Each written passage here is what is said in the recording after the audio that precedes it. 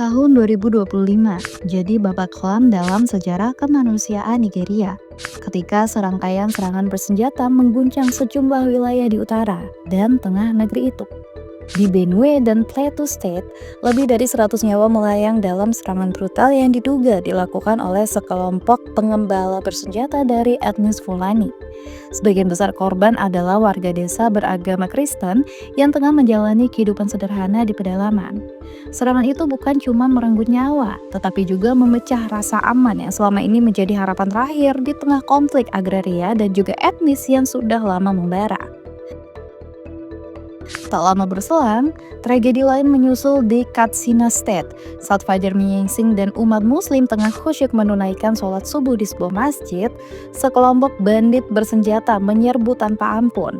27 orang tewas dalam serangan itu, menambah daftar panjang korban kekerasan yang tidak mengenal sekat agama. Dalam laporan yang dirilis Amnesty International tahun itu, terungkap bahwa lebih dari 7.000 warga Kristen telah dibunuh dalam 2 tahun terakhir akibat kekerasan bersenjata di Nigeria. Namun, lembaga tersebut juga menekankan bahwa warga Muslim tidak luput dari ancaman yang sama, terutama di wilayah utara yang kerap menjadi medan konflik antara kelompok bersenjata, milisi lokal, dan juga aparat negara. Di panggung internasional, suara keras datang dari Senator Amerika Serikat Ted Cruz yang pada Oktober 2025 menuduh pemerintah Nigeria menutup mata terhadap apa yang ia sebut sebagai pembunuhan massal terhadap umat Kristen. Tuduhan itu memicu respons keras dari pemerintah Nigeria yang menyebut pernyataan Cruz sebagai tidak berdasar dan berbau politik internasional, menegaskan bahwa negara mereka tengah berjuang menghadapi kompleksitas konflik yang melibatkan banyak pihak dan juga kepentingan. Lalu, siapa yang benar?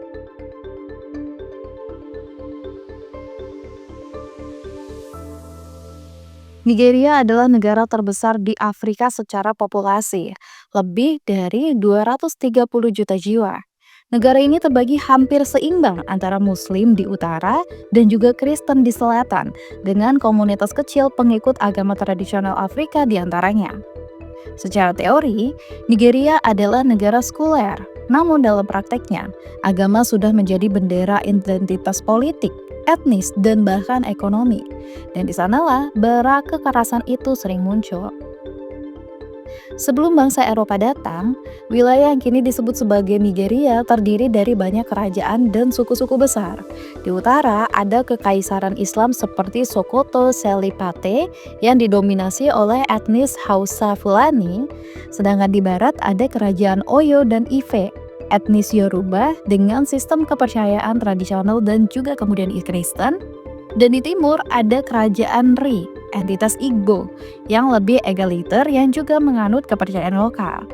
Setiap wilayah memiliki identitas, agama, dan sistem pemerintahan yang berbeda. Belum ada konsep Nigeria sebagai suatu bangsa dan suatu negara. Kemudian di tahun 1800 sampai 1960-an, Inggris datang dan menyatukan wilayah yang beragam ini secara paksa. Pada tahun 1914, Inggris resmi menggabungkan Nigeria Utara yang dihuni oleh masyarakat Muslim dan Nigeria Selatan yang mayoritasnya Kristen dan juga animis menjadi satu koloni, Colony of Protectorate of Nigeria. Masalahnya, Inggris memihak elit Islam di utara untuk memerintah secara tidak langsung agar mudah dikendalikan. Sedangkan di selatan, Inggris membuka sekolah misi Kristen sehingga wilayah ini lebih maju secara pendidikan dan juga ekonomi. Akibatnya, setelah merdeka, utara menjadi tertinggal, selatan lebih modern, dan rasa iri bercampur curiga antar wilayah pun muncul. Nigeria kemudian merdeka pada 1 Oktober 1960, tapi masalah besar muncul. Etnis Hausa Fulani mendominasi politik nasional, sedangkan etnis Igbo di timur ingin otonomi karena merasa dikesampingkan, sedangkan Yoruba di barat berada di posisi tengah. Ketegangan ini meledak dalam kudeta militer pada 1966 dan kemudian Perang Saudara Biafra pada 1967 sampai 1970, ketika wilayah timur yaitu Igbo mencoba memisahkan diri.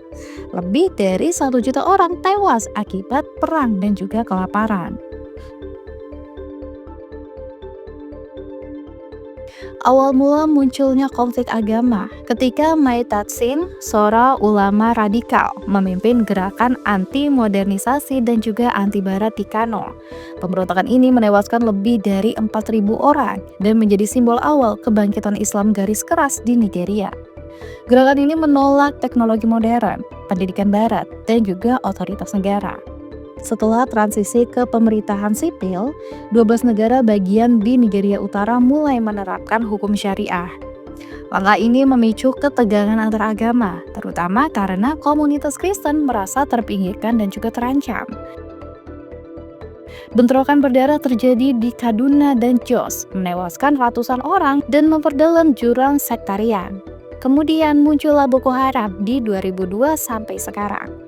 Boko Haram didirikan oleh Muhammad Yusuf dengan ideologi bahwa pendidikan barat adalah haram. Mereka menolak demokrasi, sains modern, dan juga institusi negara, menginginkan negara Islam murni di Nigeria Utara. Selain faktor agama, konflik ini juga diperparah oleh kemiskinan ekstrim di utara, korupsi politik, perebutan sumber daya minyak dan juga lahan, serta lemahnya aparat keamanan. Kekerasan yang melanda Nigeria bukan sekadar pertikaian antar iman. Di balik berita tentang serangan terhadap gereja atau masjid, tersimpan lapisan-lapisan konflik yang jauh lebih kompleks dan juga dalam. Ini bukan cuma soal Kristen versus Islam, melainkan soal tanah, kekuasaan, sejarah, dan juga luka identitas yang belum sembuh. Di jantung konflik, terdapat perebutan sumber daya, lahan yang subur, air, dan juga akses politik. Banyak wilayah di Nigeria, terutama yang berada di perbatasan antara utara dan selatan, menjadi medan sengketa antara komunitas petani dan juga penggembala.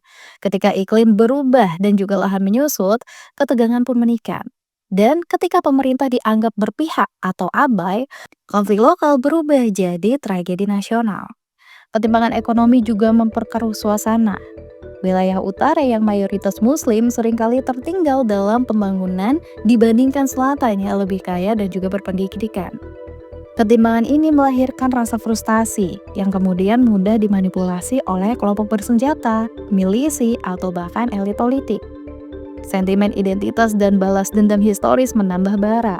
Ingatan kolektif tentang perang saudara, kolonialisme, dan juga diskriminasi masih membekas di banyak komunitas. Di beberapa wilayah, dendam turun-menurun diwariskan seperti warisan budaya, dan setiap gesekan kecil bisa memicu ledakan yang besar. Secara geografis, Nigeria terbelah oleh garis patahan budaya dan juga agama. Di utara, 12 negara bagian menerapkan hukum syariah, mencerminkan demokrasi Islam dan juga nilai-nilai tradisional. Sedangkan di selatan, kekristenan lebih dominan, dengan pengaruh kuat dari sistem pemerintahan barat dan juga gaya hidup urban. Perbedaan ini bukan cuma soal hukum, tapi juga soal cara hidup, cara berpikir, dan juga cara memandang masa depan. Wilayah seperti Kaduna, Plateau, Benue, Jos, dan juga Kano jadi titik-titik rawan, zona perbatasan di mana dua dunia bertemu dan kadang bertabrakan. Disinilah konflik sering meledak, bukan karena iman, tetapi karena ketidakadilan, ketakutan, dan sejarah yang belum selesai ditulis. Sejak tahun 2009, bayang-bayang teror mulai menyeliputi timur laut Nigeria. Di balik nama yang berarti pendidikan barat adalah dosa, Boko Haram muncul sebagai gerakan radikal yang menolak sistem pemerintahan sekuler dan nilai-nilai modern. Bagi mereka, sekolah bukanlah tempat belajar, melainkan simbol penyesatan. Gereja bukanlah rumah ibadah, melainkan target ideologis. Bahkan, masjid pun tidak luput dari serangan jika dianggap menyimpang dari tafsir mereka. Tujuan utama Boko Haram adalah mendirikan negara Islam murni, bebas dari pengaruh barat dan juga sistem demokrasi. Namun, jalan yang mereka tempuh bukanlah dakwah atau dialog, melainkan kekerasan yang brutal. Beberapa serangan mereka menjadi simbol horor global. Pembantaian di Gereja Katolik Santo Teresia pada 2011, serangan bom saat misa yang menewaskan puluhan jemaat, penculikan 276 siswi di Chibok pada 2014.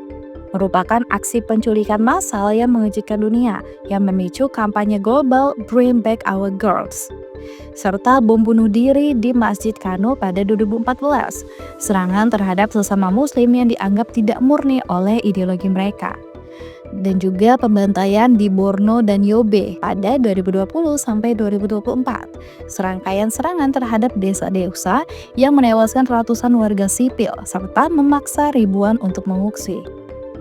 Namun, seperti banyak gerakan ekstremis, Boko Haram pun mengalami perpecahan internal. Sebagian anggotanya memilih bergabung dengan ISIS dan membentuk faksi baru, yaitu ISWAP, Islamic State in West Africa Province. Kelompok ini lebih terstruktur, lebih strategis, dan lebih brutal dalam operasi militer. Mereka tidak hanya menyerang warga sipil, tetapi juga menargetkan pasukan keamanan, fasilitas pemerintah, dan juga simbol-simbol negara. ISWAP menjadi wajah baru ekstremisme modern di Afrika Barat, menggabungkan ideologi radikal dengan taktik militer canggih dan jaringan internasional. Mereka bukan hanya ancaman bagi Nigeria, tetapi juga bagi stabilitas regional di Chad, Niger, dan juga Kamerun. Kekerasan balasan di Nigeria sering dipicu oleh serangan ekstremis seperti Boko Haram. Namun, respons masyarakat juga memperparah krisis.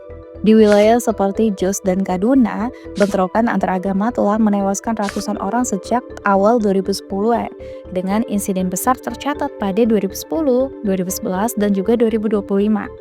Setiap kali Boko Haram melancarkan serangan terhadap gereja atau komunitas Kristen, gelombang balasan pun muncul.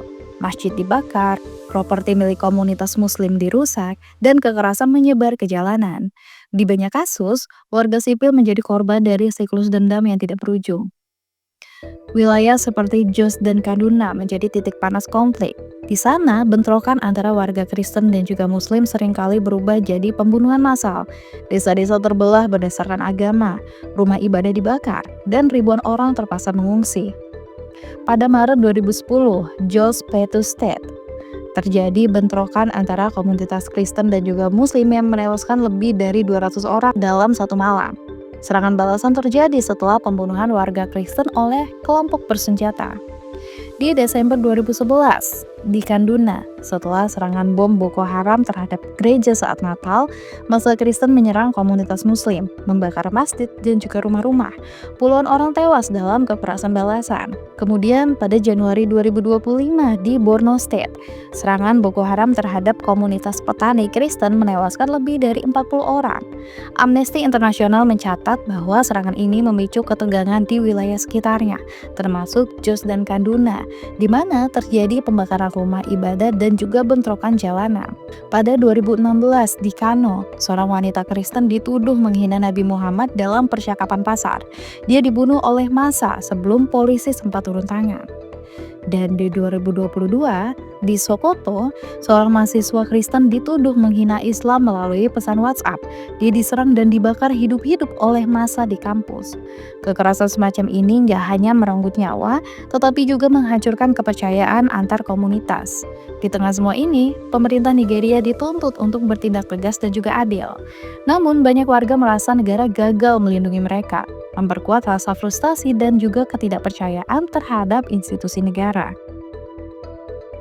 Di panggung internasional, konflik bersenjata di Nigeria kerap digambarkan sebagai bentuk persekusi terhadap umat Kristen. Media Barat, organisasi HAM, dan sejumlah tokoh politik global menyoroti serangan terhadap gereja, pembunuhan jemaat, dan juga penculikan anak-anak sebagai bukti bahwa komunitas Kristen menjadi sasaran sistematis dari kelompok ekstremis Islamis. Namun di dalam negeri, pemerintah Nigeria menolak narasi tunggal itu. Mereka menyebut kekerasan yang terjadi sebagai konflik multidimensi, perpaduan antara perebutan sumber daya, ketegangan etnis, dan juga perebutan kekuasaan politik. Menurut mereka, agama hanyalah satu lapisan dari konflik yang jauh lebih kompleks dan berakar dalam sejarah panjang ketimpangan dan juga marginalisasi. Karena korban datang dari kedua belah pihak. Gereja dibom oleh ekstremis Islamis seperti dalam serangan Santo Teresa dan juga pembantaian desa Kristen di Borno. Kemudian masjid juga diserang oleh sekelompok balas dendam, terutama setelah serangan Boko Haram, seperti yang terjadi di Kaduna dan Jos, di mana masjid dibakar dan warga Muslim diusir. Anak-anak diculik oleh bandit tanpa memandang agama mereka.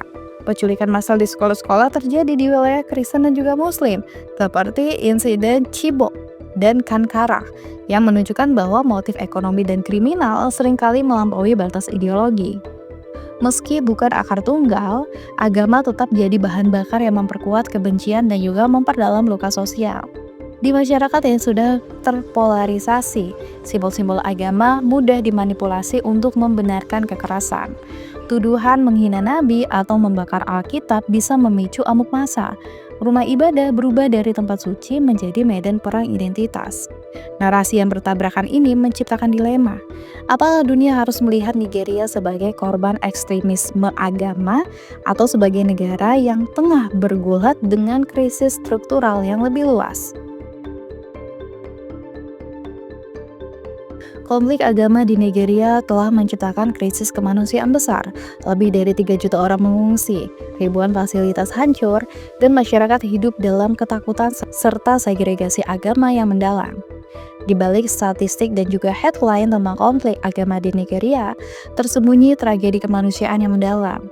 Sejak gelombang kekerasan meningkat pasca 2009, jutaan warga sipil menjadi korban, bukan cuma oleh peluru dan bom, tetapi oleh ketakutan, kehilangan, dan juga keterasingan sosial. Menurut laporan dari Flores terkini, Nigeria kini menjadi rumah bagi lebih dari 3 juta pengungsi internal. Mereka tinggal di kamp-kamp darurat, tenda-tenda plastik, atau bangunan rusak tanpa akses memadai terhadap air bersih, makanan, atau layanan kesehatan. Kota-kota seperti Bama di Borno menjadi simbol penderitaan, di mana ribuan orang melarikan diri dari serangan Boko Haram dan ISWAP, meninggalkan rumah, sekolah, dan masa depan mereka. Kelompok ekstremis seperti Boko Haram secara sistematis menyerang fasilitas pendidikan dan rumah ibadah. Sekolah dianggap simbol dosa barat, sementara gereja dan masjid yang tidak sejalan dengan ideologi mereka menjadi target. Ribuan bangunan hancur membuat anak-anak kehilangan tempat belajar dan juga komunitas kehilangan pusat spiritual mereka. Generasi muda Nigeria tumbuh di tengah trauma.